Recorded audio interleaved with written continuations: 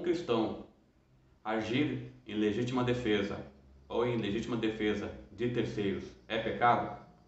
Muitos irmãos vão dizer que sim, se baseando apenas em suposições e deduções, fundamentadas numa má interpretação dos textos bíblicos. Outros acreditam que o Novo Testamento ele vai contra o Antigo na questão do olho por olho, dente por dente, e que Jesus ele ensinou o contrário do que ensina a lei de Moisés, o que não tem fundamento bíblico. Mas será que a Bíblia realmente ela proíbe um cristão de agir em legítima defesa ou em legítima defesa de uma outra pessoa? Nós vamos entender isso hoje à luz da Bíblia Sagrada. Existe uma perigosa teologia circulando no meio cristão que ensina que amor é você aceitar tudo, é você concordar com tudo e achar que está tudo bem, é você não protestar contra o mal. O apóstolo Paulo, escrevendo aos Romanos, disse: se possível, quanto depender de vós, tende paz com todos os homens. Romanos capítulo 12, versículo 18. Então nós entendemos duas coisas a respeito dessa declaração do apóstolo Paulo. Primeiro, que nem sempre é possível manter a paz. E o segundo é que quando depender de vós, ou seja, nem sempre a paz ela depende dos servos de Deus. Às vezes os servos de Deus eles querem ter paz, mas pessoas que se colocam como inimigas ou como ameaça querem promover uma contenda, uma agressão. Então nem sempre é possível manter a paz. E amor não significa aceitar toda forma de agressão e abuso. Esse falso amor propagado pela mídia e que o meio cristão aderiu não é o amor bíblico, o amor genuíno. O amor bíblico ele não é omisso. A Bíblia não condena um servo de Deus de agir em legítima defesa ou em legítima defesa de terceiros, mas ela condena o ódio, o pagar o mal com o mal, o desejo de vingança, a mágoa. Eu fiz uma pergunta em um grupo para alguns irmãos que ficaram contra o meu vídeo a respeito do porte de armas e a respeito da Bíblia não proibir matar. E esses irmãos citaram vários textos isolados dos seus contextos para tentar justificar um ponto de vista pessoal. E não se estuda a Bíblia para justificar um ponto de vista pessoal, mas para aprender aquilo que a palavra de Deus realmente diz. Então eu fiz uma pergunta no grupo que até hoje eu estou esperando a resposta e vou ficar o resto da vida esperando essa resposta. Eu perguntei assim: se você tem uma esposa, uma irmã, uma filha ou sobrinha e ela está sendo atacada por um estuprador, o que você faz? Opção 1: sai de perto e vai orar por ela e pelo agressor? Opção 2: sai do local e vai chamar a polícia e espera a polícia chegar? Opção 3: defende a vítima. Então todos esses que foram contra os meus vídeos, as minhas publicações, não responderam. Todos eles saíram da publicação para não responder. Ou seja, é um falso amor que eles pregam. Eles estão pregando aquilo que eles mesmos não vivem. Porque se chegassem ladrões na casa deles, eles iam defender a família. Mas para as pessoas, eles querem se passar por bonzinhos, por cristãos que aceitam tudo, consagrados, o que não é verdade. Ora, se alguém não tem cuidado dos seus, e especialmente dos de sua própria casa, tem negado a fé e é pior do que o descrente. 1 Timóteo capítulo 5, versículo 8. Então, o contexto aqui, Paulo está falando de cuidar na questão de prover o necessário para a família. Isso ele está falando no contexto material, mas aplica-se também no contexto espiritual. Nós temos que prover também para a família o alimento espiritual, o pão de cada dia, a comunhão com Deus. Mas aplica-se também à segurança da família. Então, o verdadeiro amor, o verdadeiro cristão, ele protege as pessoas que ele ama. Agora, afirmar que a pessoa ama a outra, mas ela não cuida dessa pessoa, é um falso tipo de amor. Será que devemos cuidar da nossa família somente em questões espirituais e não em questões físicas?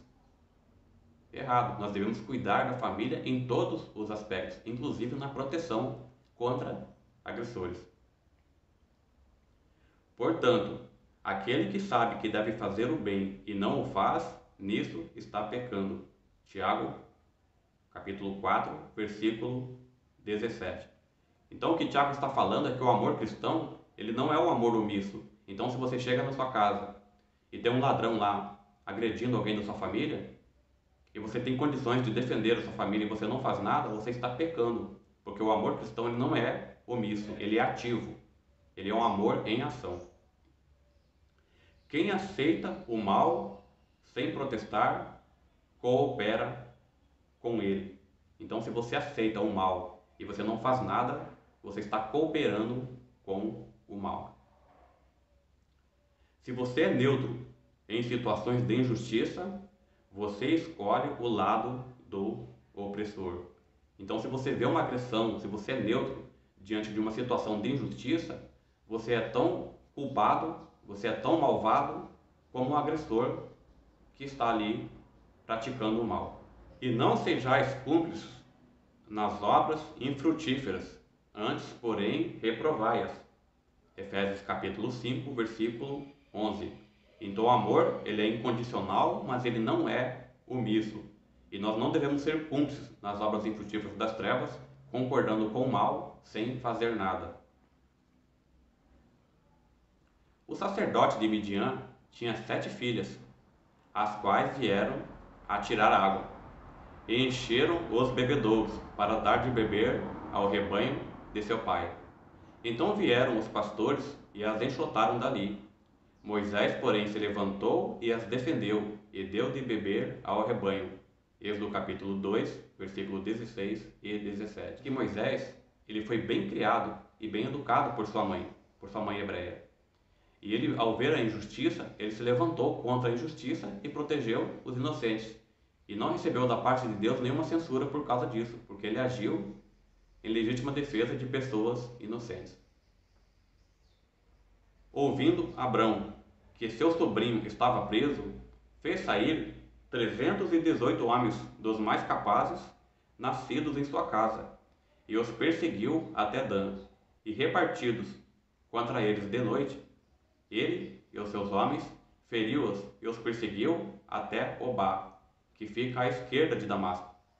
Trouxe de novo todos os bens e também Aló, seu sobrinho, e os bens dele, e ainda as mulheres e o povo. Gênesis capítulo 14, versos 14 a 16. Então nós vemos nesse texto que Abraão soube que o seu sobrinho Ló havia sido sequestrado por reis inimigos. E ele pegou 300 homens dos mais capazes da sua casa e saiu, lutou e resgatou o seu sobrinho. E Abraão é colocado na Bíblia como um exemplo de fé, como o pai da fé. E mesmo assim, ele agiu em legítima defesa de pessoas inocentes, tanto de Ló quanto das demais pessoas que com ele estavam. E um sacerdote de Deus, ele abençoou Abraão por causa de sua justiça e de sua piedade.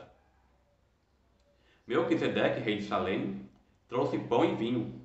Era sacerdote do Deus Altíssimo. Abençoou ele Abraão, ele disse: Bendito seja Abraão pelo Deus Altíssimo, que possui os céus e a terra. E bendito seja o Deus Altíssimo, que entregou os teus adversários nas tuas mãos. E de tudo lhe deu Abraão o dízimo. Gênesis 14, versos 18 a 20. Então nós vemos que o sacerdote do Deus Altíssimo, ele não repreendeu Abraão por salvar pessoas inocentes. Pelo contrário, Abraão foi abençoado pelo seu ato de caridade. Chegando ele a Leí, os filisteus lhe saíram ao encontro, jubilando. Porém o Espírito do Senhor de tal maneira se apossou dele, que as cordas que tinha nos braços se tornaram como fios de linho queimados, e as suas armaduras se desfizeram em suas mãos. Achou uma queixada de jumento ainda fresca à mão, e tomou-a, e feriu com ela 1000 homens. Juízes, capítulo 15, versos 14 e 15. Então nós vemos que Sansão, ele estava amarrado e os filisteus vieram ao encontro dele para matá-lo. E diz a Bíblia que o Espírito Santo, o Espírito do Senhor, o Espírito de Deus, se apossou de Sansão e ajudou Sansão a se defender. E Sansão achou uma queixada de jumento e com ela matou 1000 homens. Então algumas pessoas dizem assim: eu sou contra o porte de arma, porque promove a violência. Na verdade, não. Qualquer coisa serve como uma arma, inclusive a faca que você tem na sua cozinha. E Sansão, ele achou ali um punhado de ossos, uma queixada de jumento, e usou como arma e feriu os seus inimigos. Então qualquer coisa é uma arma. Então a arma não determina se a pessoa é violenta ou não. E Sansão, ele agiu em legítima defesa, tanto que o Espírito do Senhor o ajudou. Agora nós vamos estudar dois textos que são mal interpretados para justificar a passividade em lugar da paz, para justificar esse falso moralismo de que agir em defesa própria ou em legítima defesa de terceiros é pecado. Ouvistes que foi dito, olho por olho, dente por dente. Eu, porém, vos digo, não resistais ao perverso, mas a qualquer que te ferir na face direita, volta-lhe também a outra. Mateus capítulo 5, versículo 38 e 39. Então muitos usam esse texto, isolado do contexto, para afirmar que o cristão não pode se defender, que o homem de Deus não pode defender a sua família e que você não deve reagir diante da agressão. Só que não é isso que o texto está tratando. No Antigo Testamento, o olho por olho, dente por dente, era uma punição capital, uma punição promovida pelo Estado, que era para fazer justiça contra agressores que faziam mal à nação. Então havia um tribunal, havia um julgamento e determinava-se a penalidade que aquela pessoa que praticou mal sofreria. Nos dias de Jesus, os judeus pegaram esse texto da Torá e estavam levando para o lado pessoal. Então agiam um sentimento de vingança e justificando o seu sentimento de ira, de vingança, com base nesse texto sagrado. Mas Jesus, ele não foi contra o olho por olho e dente por dente, que é a lei da proporcionalidade. Mas o que ele foi contra é fazer justiça com as próprias mãos, é praticar a vingança, é agir por conta própria e não com base em um julgamento justo. De acordo com Mateus capítulo 5, do versículo 17 a 19 e Lucas 16, versículo 17, Jesus, ele não foi contra nada do que a Torá ensina, do que a lei de Moisés ensina, do que o Antigo Testamento ensina. Então, utilizar um texto de Jesus fora do contexto para justificar opiniões próprias é distorcer as Escrituras e incorrer em maldição, conforme diz Pedro em 2 Pedro capítulo 3, versículo 16. Um outro texto mal interpretado também. Não te deixes vencer do mal, mas vence o mal com o bem. Romanos capítulo 12, versículo 21. Todo o contexto desse capítulo, Paulo está tratando ali da vingança, para que o cristão não tenha ódio, não haja por impulso, não haja motivado pela ira, mas que o cristão, ele espera em Deus. Mas o contexto, ele não está tratando de legítima defesa, mas de agir com agressividade, com ira, infundada, com mágoa, com ódio. Então esses dois textos nada falam contra a legítima defesa, nem contra qualquer preceito da Torá, mas tratam do cristão não praticar o mal por vingança. Então o cristão, ele não pratica o mal ao estar se defendendo. Quem pratica o mal é o agressor que está agredindo o cristão. Assim como Jesus, Paulo não falou contra a legítima defesa, mas contra o ódio, a vingança, o espírito de retribuição. Agora vamos raciocinar na seguinte situação hipotética. Se você levar ao pé da letra as orientações de Jesus e de Paulo, interpretando errado, aí chega em sua casa e você vê um maníaco atacando uma mulher da sua família e ela te pede socorro. Você não irá ajudá-la, mas você vai resistir ao perverso, você vai dar a outra face, você vai vencer o mal com o bem. Então você vai preparar ali um chazinho com biscoito e vai oferecer ao estuprador, ao maníaco, e vai orar por ele. E quando ele for embora, você vai dar um dinheiro para ele para o caso dele precisar comer alguma coisa na rua. Você agiu com amor? Você está seguindo o que a Bíblia diz? Será que foi isso que Jesus quis ensinar? Essa hermenêutica de alambique, essa exegese ou exegese é uma interpretação totalmente destituída da verdade e não tem base na Bíblia. Então Jesus, ele nunca proibiu um cristão, um servo de Deus, de agir em legítima defesa ou em legítima defesa de terceiros. Então quem faz o mal é o agressor, nunca a vítima. Então cuidado com essa inversão de valores e com esse falso amor pregado no meio cristão. Um abraço e até o próximo vídeo.